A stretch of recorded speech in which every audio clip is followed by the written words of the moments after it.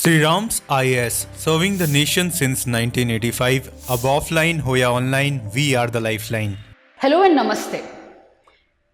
तो in the last जो strategy video हमने डिस्कस किया था, हमने वहां पे डिस्कस किया था किस तरीके से आप एक कोर सब्जेक्ट जैसे कि पॉलिटी को प्रिपेयर कर सकते हो प्रीलिम्स के लिए।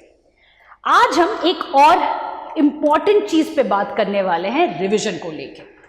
अगर हम रिवीजन को लेके बात कर रहे हैं तो स्टार्टिंग में थोड़ा मैं डर बैठा दूं, क्योंकि वो बहुत इंपॉर्टेंट है, अभी के लिए तो काफी इंपॉर्टेंट है। तो दिसंबर महीना आपके लिए है, मैं बोल रही हूँ 20 दिन है, क्योंकि जो भी है स्टार्टिंग वाटिंग करके 10 तारीख से स्टार्ट करोगे, 11 से स्टार्ट करोगे, 20 दिन है। जनवरी आपके पास 31 डेज, फेब आपके पास 28 डेज, मार्च 31, अप्रैल 30 और वाइस वर्सा। मई महीने को काउंट करना है या छोड़ दे, चलो 20 दिन काउंट कर लेते हैं, ठीक है। नाउ फरवरी, हाँ, अब अगर हम टोटल पूरा काउंट करें तो कितना दिन हुआ हमारा? 50 plus 50, that is 100 plus 50 plus, तो it's coming around 160 days, correct. Now in 160 days आपको प्रिपेयर करना है फॉर योर प्रीलिम्स प्रॉपरली, एकदम मतलब एग्जाम देने के लिए रेडी है। अब जब हम बात करते हैं आज के दिन पे, यार अभी तो टाइम है, जनवरी से करेंगे रिवाइज, फरवरी से करेंगे रिवाइज, है तो 2-3 महीना। अब जब सुनते हैं ना 2-3 महीना, 5 महीना, 6 महीना, तब लगता है हाँ यार टाइम है। पर जब हम इसको तोड़ते हैं ना 160 दिन में, तब लगता है टाइम नहीं है हमारे पास, क्योंकि इसी के बीच में अब किस्मत ऐसी चीज़ होती है कि भाई तबीयत भी खराब होगा, कुछ ना कुछ इम्पॉर्टेंट चीज़ें भी आएंगी, जिसके वजह से 160 नहीं, आपके पास 140 दिन बचे होंगे। अब उन 140 दिन को प्रॉपरली यूटिलाइज करने का मतलब ही आ जाता है कि आपके पास रिवीजन करने के अलावा कुछ और चीज़ बाकी नहीं है। अब आज हम बात करेंगे रिवीजन को लेकर।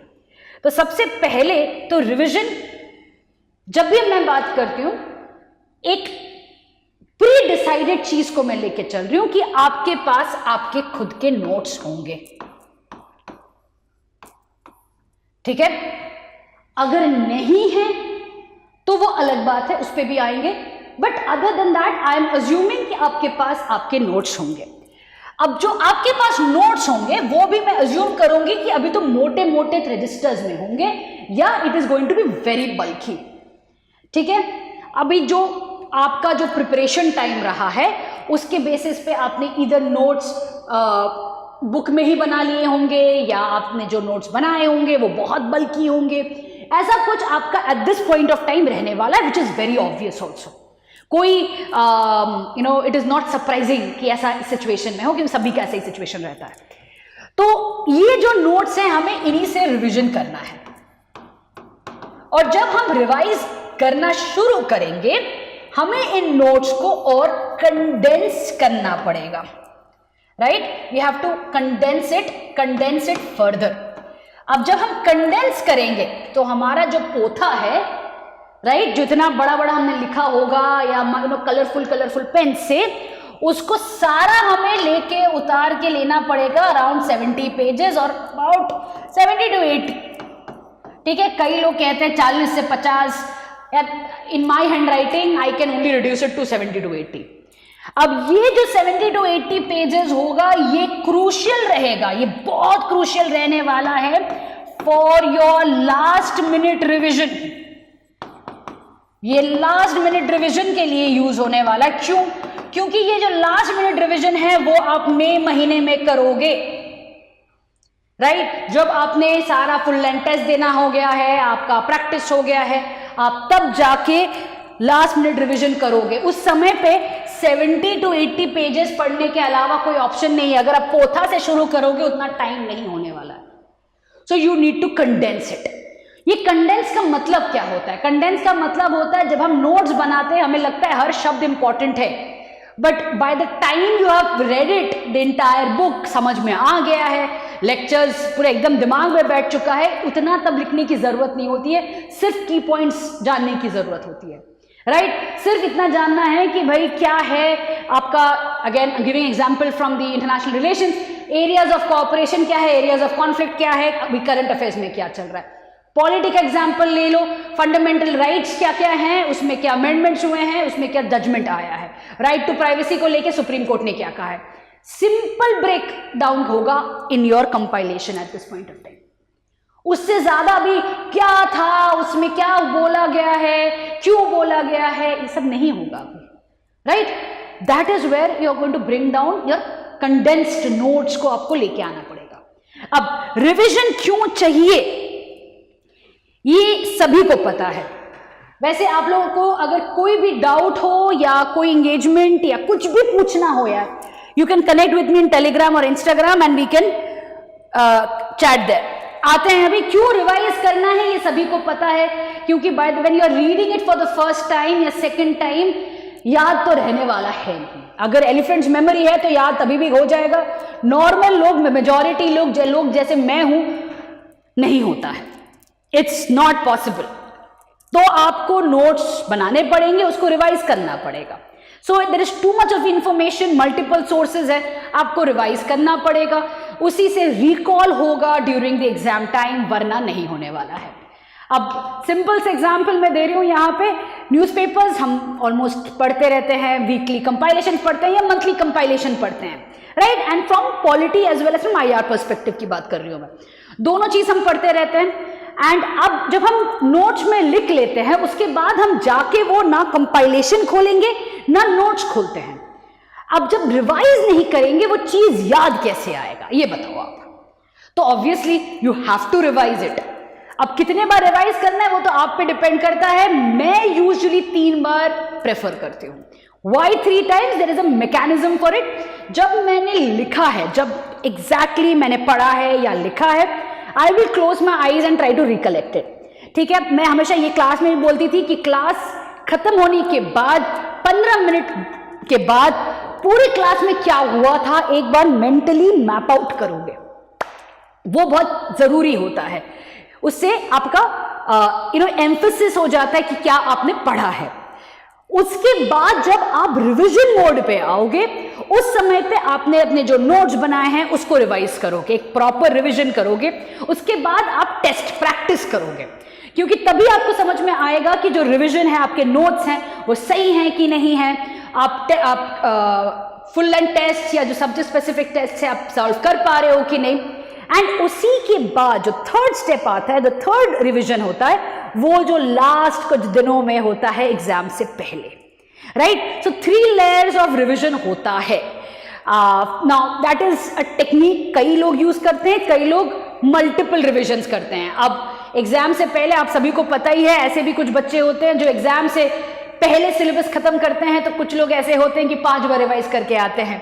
सो I am not going to जज you on that, I am not even going to suggest कि ये सही है नहीं है। आई एम जस्ट शेयरिंग कि मेरा क्या तरीका है to revise. I usually follow the 3 step revision process. अब आते हैं जो कॉमन मिस्टेक्स किया जाता है। एक बहुत बड़ी गलती की जाती है कि भाई मल्टीपल टाइम्स रिवीजन की बात की जाती है, बट बिना प्रॉपर नोट्स के।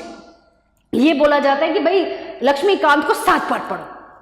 भाई अगर पहली बार में नहीं समझ में आया, दूसरी बार में नहीं समझ में आया, तो 7वीं बार में भी नहीं समझ में आएगा। सिर्फ रट लोगे, उससे ज्यादा कुछ नहीं होने वाला है। तो यहां पे हो जाएगा गड़बड़।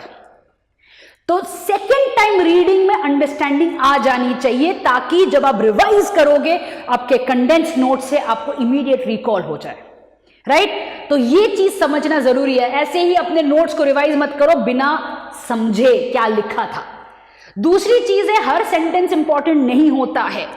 Don't make bulky notes, don't think everything is important. कुछ चीजें एसोसिएशन के थ्रू में याद रखने की कोशिश करो। जब आप चीज को रिवाइज करोगे तब को याद, अरे ये भी तो है, वो चीज इंपॉर्टेंट है। अगर हर चीज आप नोट्स उसके बाद रिवीजन पे आओगे, then it's going to be बहुत ज्यादा काम है। कुछ एसोसिएशन के साथ भी याद करो और हर सेंटेंस को अंडरलाइन नहीं करोगे, उसको अपने नोट्स में नहीं बनाओगे, right. Next we come to detailed notes for revision.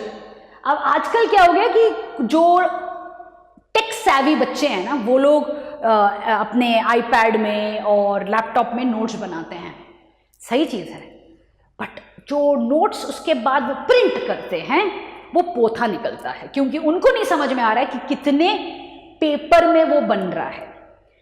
They are not getting the idea of how many sheets it is, because they are like 12 जो पन्ने हैं, अरे 12 पन्ने हैं, बट वो 12 पन्ने में कितना कंटेंट है वो समझो चीज को।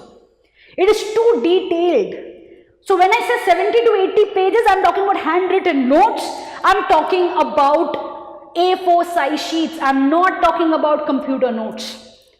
Now this is where I find the difference. आज के दिन में सबको हैंडरिटन नहीं चाहिए, टाइप्ड नोट्स चाहिए, क्योंकि हैंडरिटन नहीं समझ में आता है। बट ये जो टाइप नोट्स है उसमें इतना कंटेंट होता है, इट इज सो डेंस कि इतना रिवाइज नहीं होगा, उतना रिकॉल नहीं होगा। हैंड रिटन नोट्स एक समय पे इतना इंपॉर्टेंट इसीलिए था क्योंकि it is through mind maps, through आप खुद बना रहे हो, जब आप खुद लिख रहे हो तो आप ऑटोमेटिकली रिटेन कर रहे हो।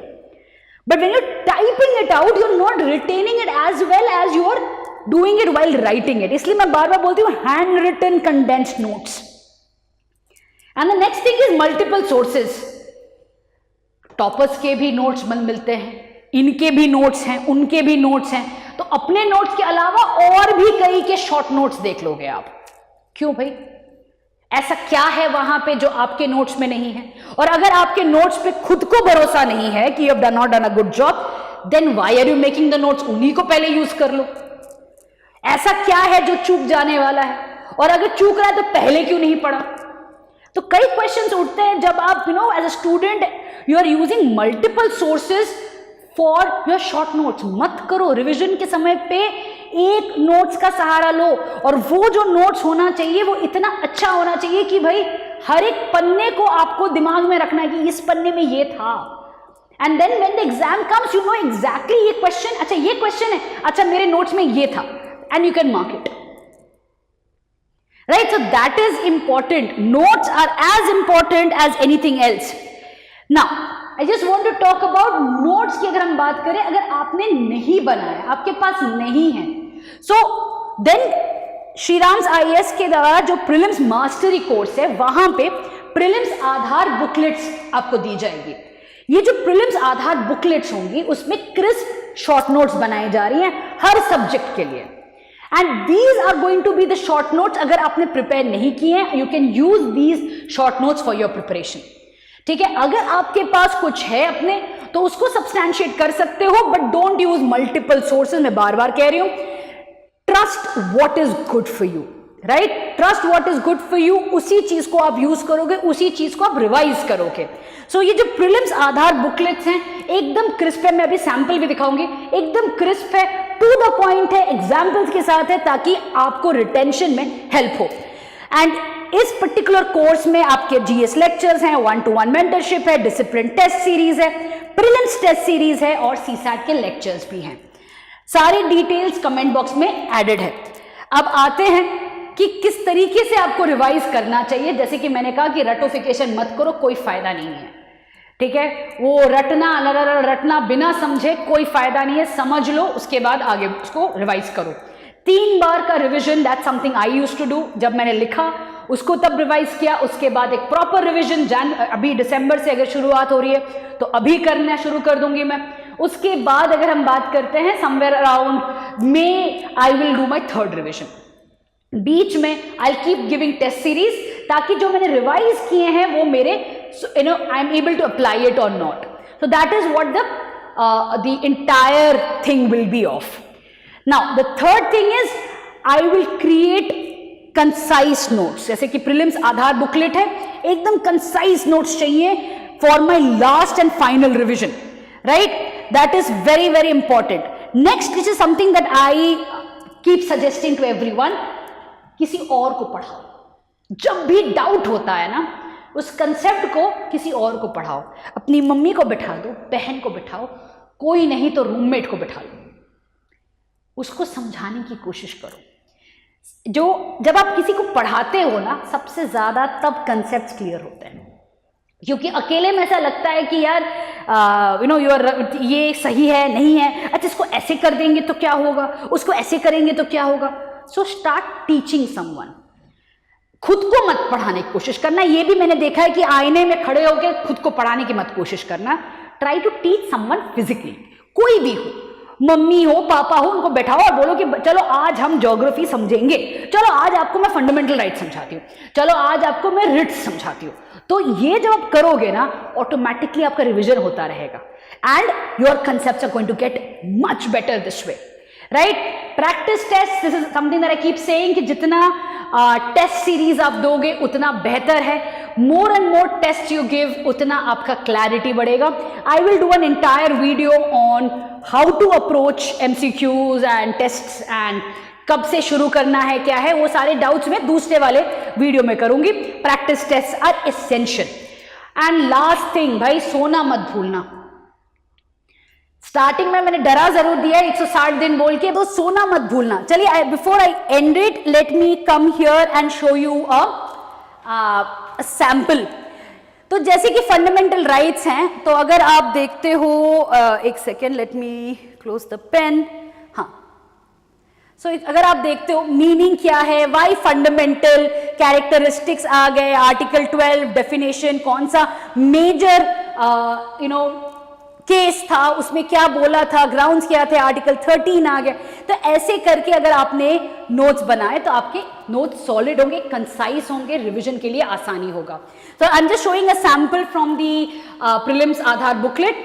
If your notes are like this, excellent, try to make them like this. अभी जब आप रिवीजन करोगे तब ऐसे बनाने की कोशिश करो। सैंपल आपके सामने है। If you want more samples I can share it with you on Telegram. If you have not made your notes, then go for the Sri Ram's prelims Aadhaar booklet. Help हो जाएगा आपको, कंसाइज वे में सारा कंटेंट आपको मिल जाएगा। चलिए इसी के साथ let me end today's video. Thank you so much for joining me. Till then, bye. Sri Ram's IAS, serving the nation since 1985. Ab offline ho ya online, we are the lifeline.